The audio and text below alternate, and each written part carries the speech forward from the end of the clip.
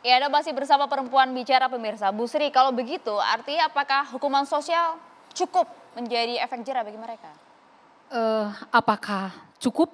Itu juga jawabannya relatif, tergantung dari sudut mana kita memandang.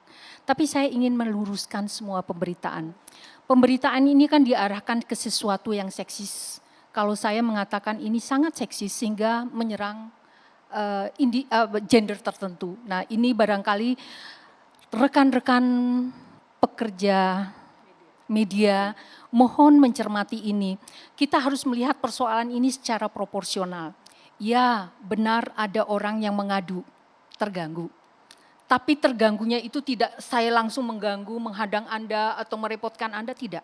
Tapi ada sebuah keramaian di situ sehingga saya tidak bisa lewat secara leluasa di jalan saya. Akhirnya menghambat saya masuk. Lumrah orang Tapi kan mengeluh. tidak sesuai juga dengan norma sosial misalnya Ya, berada di lokasi norma tersebut. sosial ada normanya sendiri. Norma sosial, sanksinya juga sosial. Norma hukum, sanksinya hukum. Kapasitas saya ini bicara soal hukum. Tetapi saya ingin mengajak kita semua memilah persoalan itu ketika dibawa ke sesuatu yang seksis, otak kita sudah langsung mengkreasikan, mengkonstruksikan bahwa pasti ada ini, ada itu, ada ini. Maka saya di sini ingin menjelaskan fakta apa sih yang ada. Orang senang-senang kok disalahkan, kok diganggu. Tidak ada yang salah dengan orang senang-senang.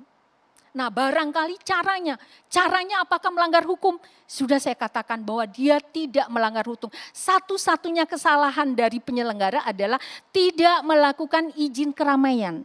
Kalau ada izin keramaian, maka lalu lintas yang tadi stuck itu bisa diatur oleh pihak kepolisian, kan begitu. Nah, akan diatur, kalau diatur kan pasti tidak stuck, lambat, rame, ya.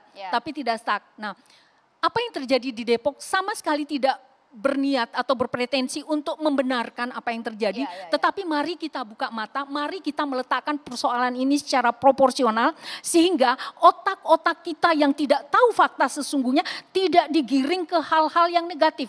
Akhirnya anak-anak yang tadi kita harus memperlakukan dia seperti menjadi korban dua kali oleh sikap kita. Ya, maka kita tidak mau seperti itu. Ya, apa yang dilakukan oleh kepolisian? Kepolisian melakukan pembinaan, itu batas intervensi yang bisa dilakukan oleh kepolisian.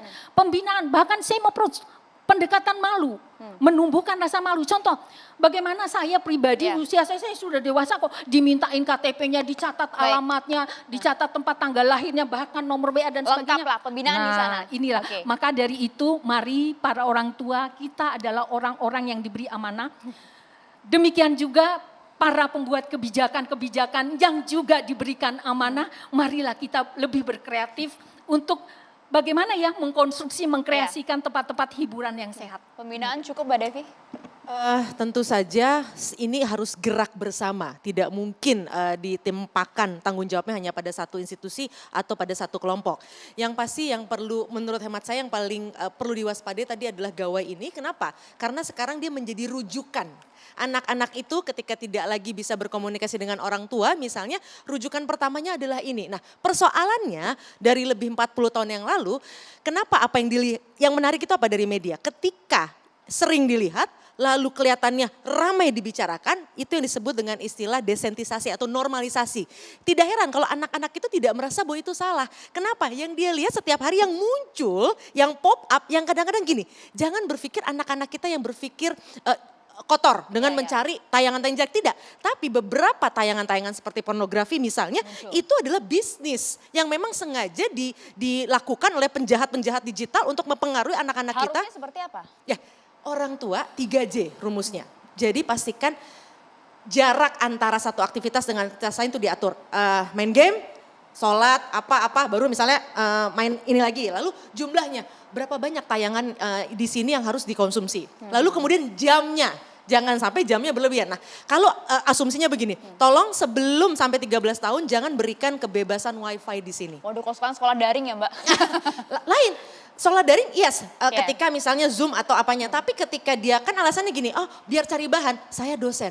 Memahami satu materi aja Oke. butuh waktu. Jadi downloadkan 3J. tanpa tersambung dengan wifi. Tetap anak bisa tetap gaul dan sebagainya. Jadi pilihkan betul-betul menu gizi yang akan masuk ke kepala anak-anak kita kalau Jelas tidak mau di situ terlihat. Ya, oke. 3J tadi. Terima kasih Mbak Devi, Bu Sri terima kasih Mbak Baby, Bu Staza juga terima kasih. Sayang sekali waktu kita singkat, tapi tadi paling tidak kita sudah dapat intinya apa ya. Semoga ini bisa menjadi pembelajaran untuk kita semua. Terima kasih atas perhatian Anda pemirsa. Saya Maria Segef pamit, sampai jumpa.